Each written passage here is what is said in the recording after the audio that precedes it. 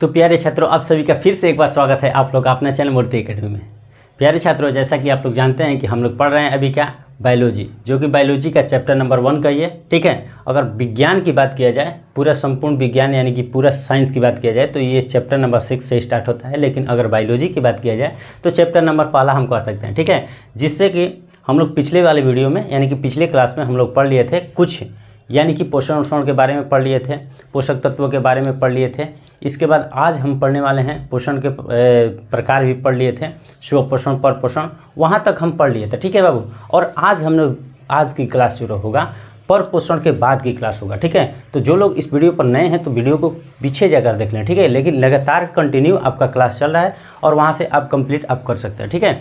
तो चलिए आज हम लोग क्या करेंगे बाबू, तो स्टार्ट करेंगे पर पोषण से आगे की क्लास को, ठीक है। तो आप इस वीडियो में लगातार बने रहिए और आपको एकदम बेहतरीन ढंग से हम पढ़ा रहे हैं और आपको उम्मीद है बहुत अच्छी तरह से समझ में आएगा, ठीक है।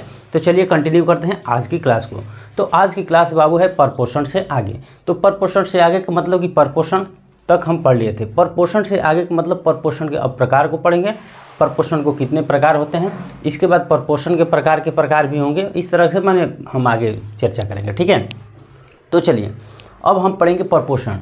तो पर पोषण के बाबू प्रकार की बात किए थे तो पर पोषण के 3 प्रकार हैं। पर पोषण के कितने प्रकार हैं बाबू, तो 3 प्रकार हैं, ठीक है। कौन कौन से वो प्रकार हैं, तो पहला है देखिए परजीवी पोषण, दूसरा का है मृतजीवी पोषण और तीसरा है प्राणिसम पोषण। यानी कि हम कह सकते हैं कि पर पोषण जो पढ़े हम उसका 3 प्रकार, परजीवी, इसके बाद कौन है परजीवी के बाद मृतजीवी और मृतजीवी के बाद प्राणिसम पोषण कहते हैं, ठीक है बाबू। चलिए अब बात करते हैं कि अब तीनों प्रकार है तो तीनों को एक एक करके उसका डिफिनीशन पढ़ेंगे, यानी कि परिभाषा पढ़ेंगे और परिभाषा से जानकारी प्राप्त करेंगे कि ये जो है परजीवी क्या होता है, मृतजीवी क्या होता है और प्राणिसम परपोषण क्या होता है, ये परपोषण क्या होता है, ठीक है। चलिए तो परजीवी पोषण को पारासाइट कहते हैं या पारासाइट भी कहते हैं, ठीक है। पारासाइट के मतलब आप उम्मीद कर सकते हैं कि पारासाइट का मतलब किसी दूसरे पर क्या निर्भर, किसी दूसरे पर निर्भर हो यानी कि विद्यमान हो, ठीक है। तो पारासाइट का मतलब होता है परजीवी और न्यूट्रिशन का मतलब आप लोग जानते हैं जैसे कि पोषण होता है, ठीक है। तो परजीवी पोषण का हम करेंगे तो परजीवी पोषण कहता है कि 2 जीवों के बीच, क्या बाबू उसका परिभाषा क्या होता है, परजीवी पोषण का परिभाषा क्या होता है कि 2 जीवों के बीच, 2 जीव, देखिए थोड़ा ध्यान से परिभाषा को समझिएगा क्योंकि परिभाषा में ही सारी चीज़ें छिपी हुई है, ठीक है। अगर परिभाषा आप क्लियर कर लेते हैं तो आपको कहीं किसी प्रकार का दिक्कत नहीं होगा, ठीक है। चलिए तो हम परिभाषा को देखते हैं ध्यान से। कह रहा है कि 2 जीवों के बीच परस्पर वैसा संबंध जिसमें एक जीव को लाभ होता हो तथा दूसरे जीव को क्या होता हो बाबू, हानि होता है। ये कैसा परजीवी है, एक जीव को लाभ होता है तथा दूसरे जीव को हानि होता है, उसे हम परजीवी पोषण कहते हैं। उसे क्या कहते हैं बाबू, परजीवी, पारासाइट या पारासाइटिक न्यूट्रिशन कहते हैं, ठीक है। चलिए एक जीव को लाभ होता है जिस तरह से, अब एग्जाम्पल लेते हैं आपके क्षेत्रीय एग्जाम्पल, ठीक है। मान लेते हैं कि मेरा ही बाल है, मेरे पर एग्जाम्पल लीजिए, मेरा बाल है तो मेरा बाल में आप लोग देखे होंगे कि जू रहता है। जू के मतलब अगर क्षेत्रीय भाषा में कहें तो उसको ढील कहते हैं। क्या कहते हैं बाबू, तो ढील कहते हैं, ठीक है। तो ये बालों में ढील रहता है कि नहीं रहता है, आप लोग बताइएगा कि रहता है कि नहीं, कमेंट सेक्शन में बताइएगा, ठीक है। तो ढील रहता है या जू रहता है तो कहीं ना कहीं हमारे शरीर में रहकर हमें क्या कर रहा है, नुकसान कर रहा है, हमारे शरीर में रहते हुए भी हमें नुकसान कर रहा है, ठीक है। इससे क्या है, हमें कोई लाभ नहीं है। क्या जू से आपको कोई लाभ होता है, क्या जू आपके लिए कुछ करता है, तो आप लोग बोलिएगा कि जी नहीं, ये हमारे शरीर में होते हुए भी हमें क्या कर रहा है, नुकसान पहुंचा रहा है। तो वही कह रहा है कि परपोषण वैसे पोषण जिसमें मान वैसे 2 परस्पर 2 जीव जिसमें एक जीव दूसरे को नुकसान पहुंचाता हो, तो कहीं ना कहीं हमको नुकसान पहुंचा रहा है। क्योंकि आप लोग जानते हैं कि ढील जो है या ढील कहिए या जू कहिए, हमें किस तरह से नुकसान पहुँचाता है कि हमारे जो भी ब्लड बनते हैं तो उसको क्या करता है, कहीं ना कहीं चूसता है या अपने वो खुद ग्रहण करता है या उससे अपना पोषण करता है, ठीक है। तो इस तरह का और भी हो जाएगा, जू हो गया। इसके बाद जोक भी होता है, जोक होता है, जोक के नाम सुने हैं, भैंस में जोक लगता है। आप लोग देखे होंगे कि भैंस जब पानी वानी में जाती है तो उसमें जोक एक तरह का छिपा रहता है, एकदम उसी तरह से काई टाइप के, ठीक है। और वो क्या करता है कि कहीं ना कहीं उसको नुकसान पहुंचाता है जिससे उसको लाभ नहीं है। तो वही कह रहा है कि दो जीवों के बीच परस्पर वैसा संबंध जिसमें एक जीव को लाभ तथा दूसरे जीव को हानि होती है। एक जीव को लाभ, तो कौन से जीव को लाभ हुआ? तो हमारे शरीर में जू है तो हमें लाभ नहीं हो रहा है, वो जू का लाभ हो रहा है। तो कह रहे हैं ना कि एक जीव को लाभ हो रहा है तथा दूसरे को हानि, तो दूसरे को हानि का मतलब मुझे हानि हो रहा है, ठीक है, यानी कि हमारा हानि हो रहा है। तो वही कह रहा है कि दूसरे को क्या हो रहा है, एक को लाभ और दूसरे को हानि हो रहा है, उसे हम क्या कहते हैं बाबू? तो परजीवी। उम्मीद करता हूँ डिफिनीशन को अच्छी तरह से आप लोग समझ गए होंगे, ठीक है। एग्जाम्पल में भैंस और जोक का लिए हैं कि भैंस है, भैंस के नीचे देखे होंगे कि आप एकदम पतला सा एकदम जोक लगा रहता है, जोक लगा रहता है और उसमें छिपा रहता है, जब पूरा ब्लड उसका क्या कर लेता है, पी लेता है। बच्चे क्लास में आप भी किए होंगे ये काम, हम भी किए हैं कि जब भी उसका क्या किया है, जोक लग जाता है तो जोक को छुटाते थे और उसमें नमक डालते थे, जिससे नमक डालने से क्या होता था कि जोक जो था उसका ब्लड बाहर निकलता था और बहुत हम लोग मज़े लेते थे इस तरह कहिए, क्योंकि उस पर हमें ये सब का नॉलेज नहीं था, ज्ञान नहीं था कि परजीवी ये क्या होता है और किस तरह से दूसरे का नुकसान पहुंचाता है, ठीक है। तो उसी तरह से देखिए परजीवी आप लोग भी देखे होंगे और किए होंगे, ठीक है। तो भैंस और जोक, और दूसरा है मानव और जूं। मानव जूं क्या होता है बाबू? तो मानव और जूं वही मतलब हुआ कि जूं का मतलब ढील, ठीक।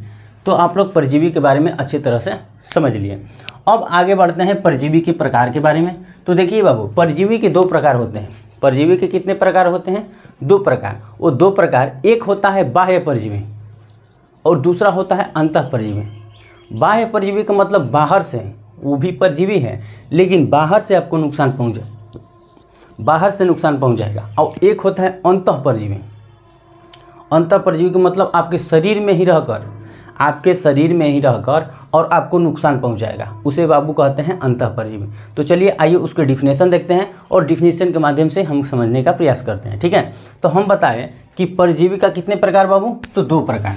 यहाँ पर परजीवी के दो प्रकार हैं, ठीक है। परजीवी के कितने प्रकार हैं? दो प्रकार हैं। पहला है बाह्य परजीवी और दूसरा है अंतः परजीवी। पहला बाबू बाह्य परजीवी और दूसरा है अंतः परजीवी। तो बाह्य परजीवी जो है उसका परिभाषा को हम देख ले हैं कि बाह्य परजीवी क्या कहता है। तो कह रहा है कि परजीवी का वह रूप जिसमें एक जीव दूसरे जीव के, यहाँ पर जिसमें एक जीव दूसरे जीव के शरीर के बाहरी भाग से पोषण प्राप्त करता है, शरीर के बाहरी भाग से पोषण को प्राप्त करता है, उसे क्या कहते हैं बाबू? तो उसे कहते हैं बाह्य परजीवी कहते हैं, बाह्य परजीवी कहते हैं। तो हम बताए हैं अभी तुरंत आपको, अभी ने बताए हैं कि वैसे परजीवी यानी कि आपके शरीर को नुकसान करे, कहाँ से बाबू? तो बाहर से। मोटे मोटे शब्दों में अगर कहा जाए तो आपके शरीर के बाहर से आपको नुकसान करे, उसे बाह्य परजीवी कहते हैं। और अंतः परजीवी को क्या बताए हैं कि आपके शरीर के अंदर रहकर और आपको ही क्षति पहुंचाए, उसी बाबू का कहते हैं अंतः परजीवी। तो बाह्य परजीवी की परिभाषा आप लोग समझ चुके होंगे, ठीक है, कि परजीवी का वह रूप जिसमें एक जीव दूसरे जीव के शरीर के बाहरी भाग से पोषण को क्या करता है? प्राप्त करता है। तो उस तरह क्या हो जाएगा? तो उस तरह अभी तुरंत आपको एग्जाम्पल दिए हैं कि जो परजीवी है वही एग्जाम्पल बाह्य परजीवी का हो जाएगा। किस तरह से? जैसे जू हो गया, जू के अलावा और क्या क्या हो सकता है? तो जू के अलावा मक्खी हो सकती है जो कि आपको नुकसान करती है बाहर से।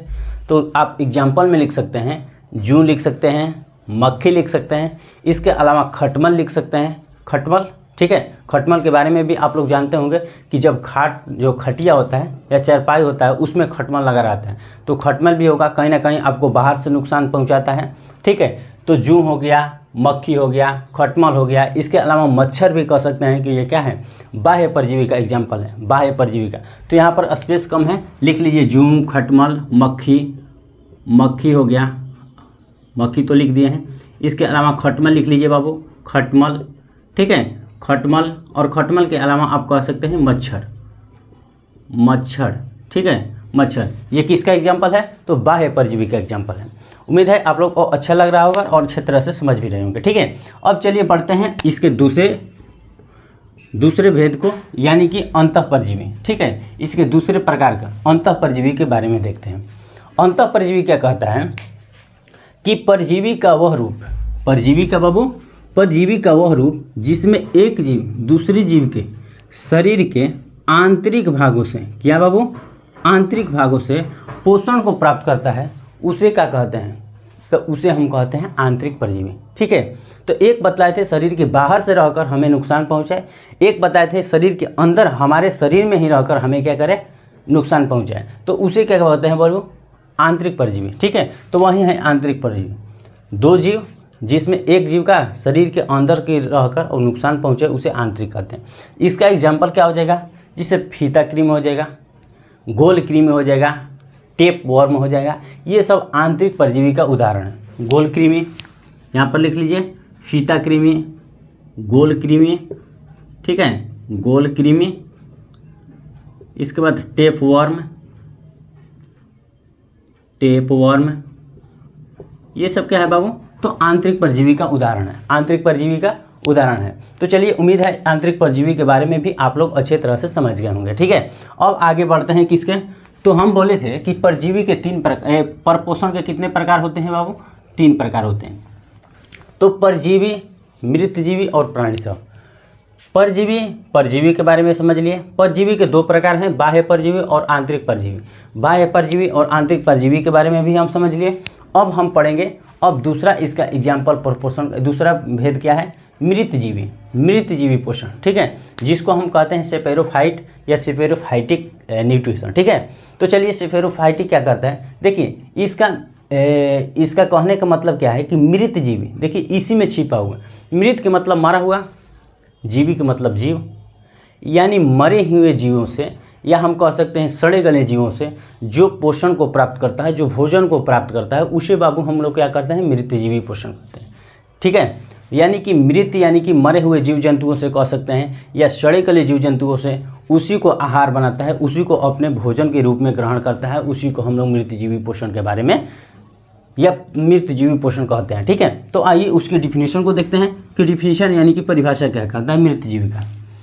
तो सेपेरोफाइटिक कहते हैं या सेपेरोफाइट कहते हैं न्यूट्रिशन। ठीक है, तो कह रहे हैं कि वैसा पोषण जिसमें जीव अपना भोजन, देखिए सड़े गले एवं मरे हुए जीव से, सड़े गले एवं मरे हुए जीव जंतुओं से क्या करता हो, प्राप्त करता हो, उसे हम लोग क्या कहते हैं बाबू, तो उसे मृतजीवी पोषण कहते हैं। हम बोले हैं ना कि सड़े गले जीव जंतुओं से या मृत जीव जंतुओं से अपना भोजन को क्या करें, प्राप्त करें, या उसी को भोजन के रूप में ग्रहण करें, उसे हम लोग मृतजीवी पोषण के बारे में या मृतजीवी पोषण कहते हैं। ठीक है, जिस तरह से आप लोग देखे होंगे कि आपके कहीं जहाँ भी रह रहे होंगे आप, ठीक है, वहाँ पर देख रहे हैं कोई भी जीव जंतु मर जाएगा, ठीक है, यानी कि उसकी मृत्यु हो जाएगी, मर जाएगा, तो क्या करते हैं कि देखिए वहाँ पर कहीं कहीं पिल्लू लग जाता है, पिल्लू के रूप में देखें कि कुछ दिनों के बाद पिल्लू उसमें लग जाता है, वही है मृतजीवी, वही है क्या बाबू, मृतजीवी। वो क्या करते हैं कि जब भी कोई जीव जंतु आपको मर गया और वो सड़ गया, तो सड़ गया तो उसी में क्या करता है बाबू, वो पिल्लू टाइप का लग रहा है, तो पिल्लू वही है मृतजीवी पोषण।